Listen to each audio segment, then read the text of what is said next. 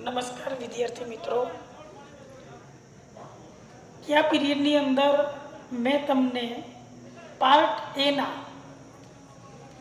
3 प्रश्ननी बात करी थी। पार्ट ए नी अंदर OMR में आ कनेक्टिव कंजक्शननी मददथी आपेलो पेरेग्राफ ए पूर्ण करवानुं पूछाई छे। हवे त्यारे मैं तमने कीधुं हतुं के आ कनेक्टिव कंजक्शननी अंदर 3 टॉपिकनो समावेश थाय छे। पहलो टॉपिक एटले आ कनेक्टिव कंजक्शन, बीजो टॉपिक एटले फंक्शन वर्ड्स अने त्रीजो टॉपिक एटले रिलेटिव प्रोनाउन। आ 3 टॉपिक मांथी आ टॉपिक बने छे एवी मैं तमने ગયા लेक्चरनी अंदर बात करी थी।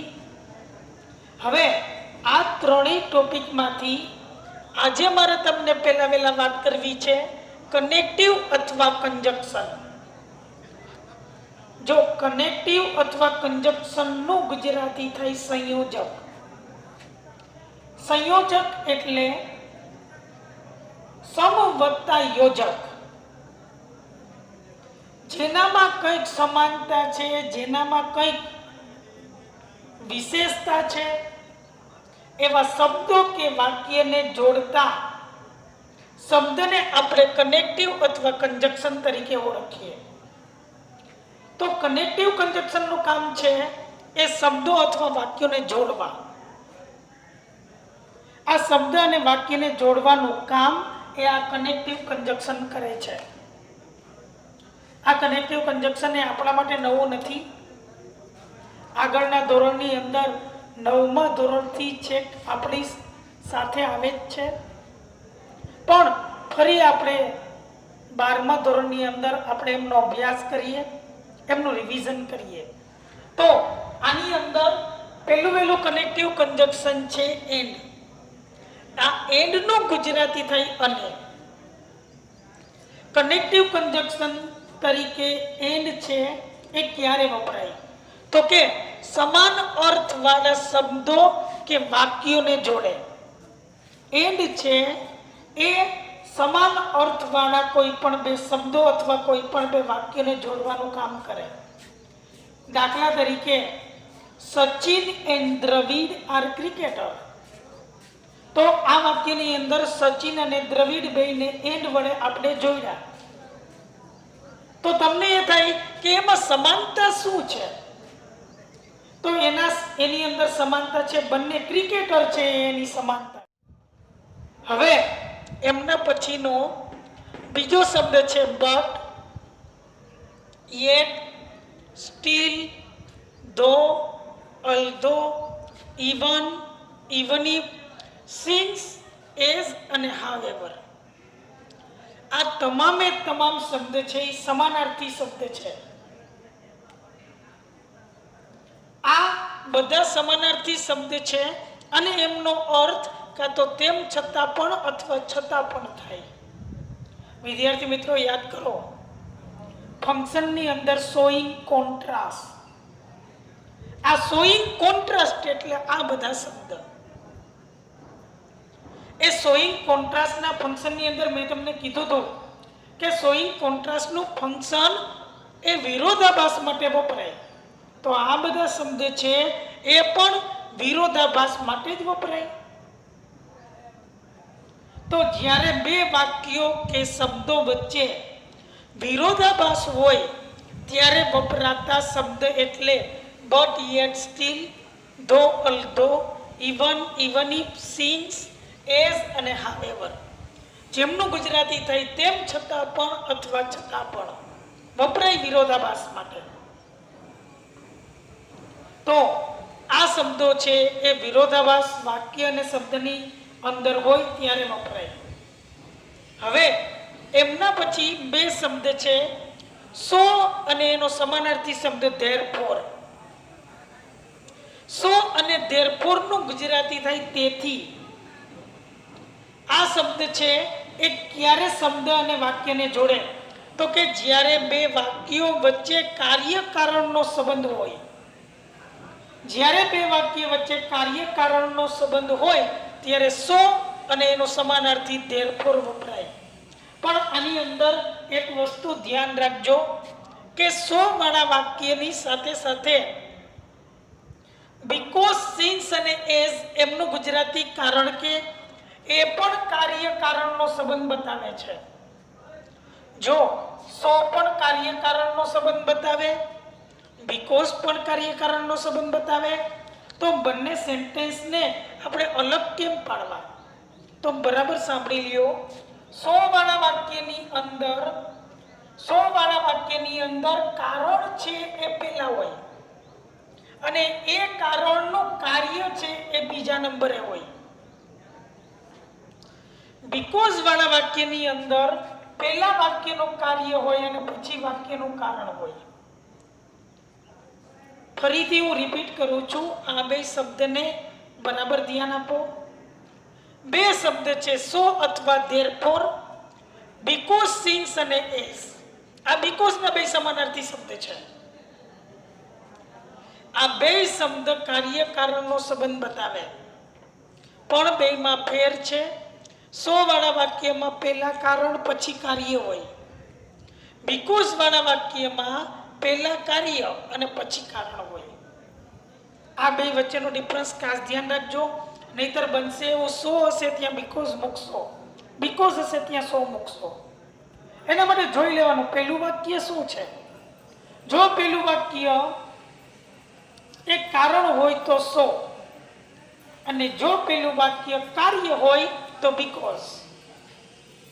હવે એમના પછીના આ ત્રણ શબ્દ ઓર નો સમાનાર્થી થાય અધરવાઇઝ.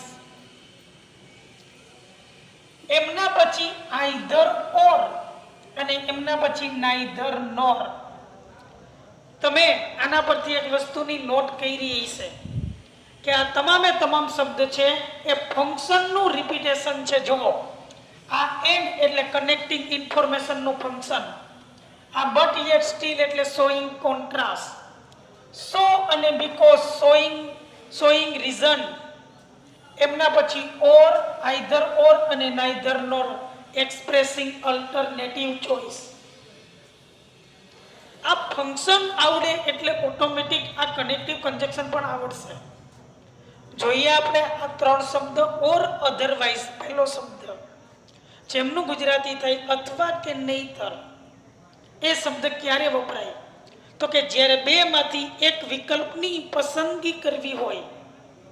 આપણે ઘણી વખત બોલીએ હું ચા અથવા કોફી પીશ, તો ચા અથવા કોફી, તો એ કનેક્ટિવ કન્જક્શન તરીકે વાક્યમાં આપણે ઓર મૂકીએ છીએ, અથવા તેમનો સમાનાર્થી શબ્દ અધરવાઇઝ મૂકી શકાય.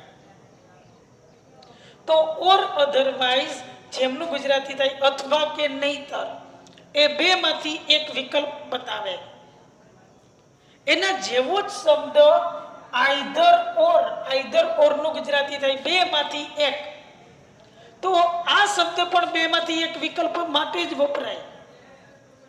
તો ઓર અને આઈધર ઓરમાં કઈ ફેર નહીં, કઈ ફેર નહીં. ફેર માત્ર વાક્ય રચનાનો. અહીંયા ઓર છે તો આઈધર કાઢી નાખો તો એ ઓર જ છે. અને આની વાક્ય રચનામાં પહેલો વિકલ્પ હોય એની આગળ આઈધર આવશે અને બીજા વિકલ્પની આગળ ઓર આવશે. આ ઓર અને આઈધર ઓરમાં આટલો જ ફેર, બાકી બે સરખા કારણ માટે જ વપરાય. બે શબ્દ બે માંથી એક વિકલ્પની પસંદગી માટે જ વપરાય. ફેર એટલો વાક્ય રચનાનો. અહીંયા ઓર એ બે વિકલ્પની વચ્ચે આવે. આઈધર ઓરમાં પહેલા વિકલ્પની આગળ આઈધર, બીજા વિકલ્પની આગળ ઓર આવે. હવે એમના પછીનો કનેક્ટિવ કન્જક્શન છે નાઈધર નોર. એ પણ વિકલ્પ માટે જ વપરાય, પણ વિકલ્પ કઈ રીતે? બે માંથી એક પણ નહીં. આ બે માંથી એક વિકલ્પ, આ બે માંથી એક પણ વિકલ્પ નહીં. એટલે કે જ્યારે બે માંથી એક પણ વિકલ્પની પસંદગી ન કરવી હોય ત્યારે આપણે નાઈધર નોર વાપરીએ. મને ચા અથવા કોફી બે માંથી એક પણ પસંદ નથી, તો આઈધર ઓર ની પણ નાઈધર નોર. બેમાંથી એક પણ વિકલ્પની પસંદગી ના હોય ત્યારે આ નાઈધર નોર વપરાય છે. તો આ ત્રણેય વસ્તુ એ વિકલ્પ બતાવે. ઓર એ બેમાંથી એક, આઈધર ઓર બેમાંથી એક, નાઈધર નોર બેમાંથી એક પણ નહીં. હવે એમના પછી છે ઇફ અને અનલેસ. ઇફ એટલે જો તો, અનલેસ એટલે જો નહીં તો. આ બંને શબ્દની અંદર આ બે શબ્દ એ શરતી વિધાન બતાવે. આપણને ખબર છે કે જો તો શબ્દ આવે તો એ શરત જ બતાવતો હોય. જોતો વાળું વાક્ય એક કન્ડિશન એટલે કે શરત બતાવતું હોય. પણ જો શરત એ હકારમાં હોય તો ઇફ આવે, અને જો શરત એ નકારમાં હોય તો અનલેસ આવે. ફરીથી હું ઇફ અને અનલેસ નું રિપીટેશન કરું છું, ધ્યાન આપો. ઇફ એટલે જો તો, અનલેસ એટલે જો નહીં તો. બે શરતી વિધાન જ બતાવે. પણ શરતી વિધાન હકાર હોય તો ઇફ, શરતી વિધાન નકાર હોય તો અનલેસ. હવે એમના પછી આ બે શબ્દને યાદ કરો. આ પણ ફંક્શનના શબ્દ છે. એક્સપ્રેસિંગ કન્ડિશન અને expressing condition in the past. આ બેમાં ઇફ અને અનલેસ હતા, યાદ કરો. આ બધા જ શબ્દો એ ફંક્શનની અંદર આવી ગયેલા જ શબ્દો છે. હવે એમના પછી જોઈએ વેન અને વાઇલ. વેન અને વાઇલ નું ગુજરાતી થાય જ્યારે ત્યારે. જ્યારે ત્યારે એ શબ્દ સમયના સંદર્ભમાં વપરાય. જ્યારે હું આવ્યો ત્યારે તમે ઘરે હાજર ન હતા, તો એ સમયના સંદર્ભની વાત છે. તો વેન અને વાઇલ જ્યારે ત્યારે એ સમયના સંદર્ભની અંદર વપરાય. પણ આની અંદર એક વસ્તુનું ધ્યાન રાખજો. જ્યારે આપેલા બે વાક્યમાં એક વાક્ય ચાલુ કાળનું હોય ને, આપેલા બે વાક્યમાં એક વાક્ય ચાલુ કાળનું હોય ને, ત્યારે વાઇલ આવશે, બાકી વેન આવશે. એમના પછી બે શબ્દ ટીલ અને અનટીલ. ટીલ અને અનટીલ બેયનું ગુજરાતી થાય. ટીલનું ગુજરાતી થાય જ્યાં સુધી ત્યાં સુધી. અનટીલનું ગુજરાતી થાય જ્યાં સુધી નહીં ત્યાં સુધી. આ બે શબ્દ એ સમયના સંદર્ભની અંદર જ વપરાય. પણ જો આપેલું વાક્ય હકારમાં હોય તો ટીલ, અને આપેલું વાક્ય નકારમાં હોય તો અનટીલ વપરાય. આ ત્રણેય શબ્દ પણ ફંક્શનની અંદર આવી ગયેલા શબ્દ છે. Expressing time. તો આજે આપણે આટલા કનેક્ટિવ કન્જક્શન એ કર્યા. હું આ કનેક્ટિવ કન્જક્શનનું ફરીથી તમારી સામે રિપીટેશન કરું છું, ધ્યાન આપજો. ટોપિક છે આપણો પાર્ટ એ નો સંયોજકની મદદથી આપેલા ફકરાને પૂર્ણ કરો. મેં એમને એક્ઝામ્પલ ગયા લેક્ચરની અંદર તમને સમજાવ્યું હતું વિકલ્પ સાથે. આ પ્રશ્ન એ ત્રણ ટોપિકમાંથી બને. એક કનેક્ટિવ કન્જક્શન, એક રિલેટિવ પ્રોનાઉન અને એક એ ફંક્શન. આ ત્રણમાંથી આજે મેં પહેલા વાત કરી છે તમને કનેક્ટિવ કન્જક્શનની. આ કનેક્ટિવ કન્જક્શનનું ગુજરાતી થાય સંયોજક. સંયોજક એટલે બે શબ્દો અથવા બે વાક્યને જોડનાર શબ્દ. પહેલું કનેક્ટિવ કન્જક્શન છે એન્ડ. એન્ડનું ગુજરાતી થાય અને. સમાન અર્થવાળા શબ્દો કે વાક્યને જોડે.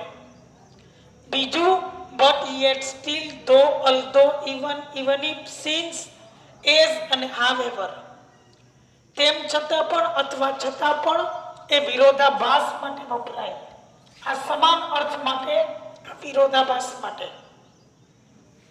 એમના પછીના બે શબ્દ સો, ધેરફોર, બીકોઝ, સિન્સ, એઝ. સો એટલે તેથી, બીકોઝ, સિન્સ, એઝ એટલે કારણ કે.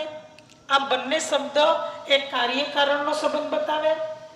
બેમાં ડિફરન્ટ એ છે કે સો વાળા વાક્યમાં પહેલા કારણ પછી કાર્ય, બીકોઝ વાળા વાક્યમાં પહેલા કાર્ય ને પછી કારણ. એમના પછી ઓર અથવા અધરવાઇઝ બેમાંથી એક વિકલ્પ માટે.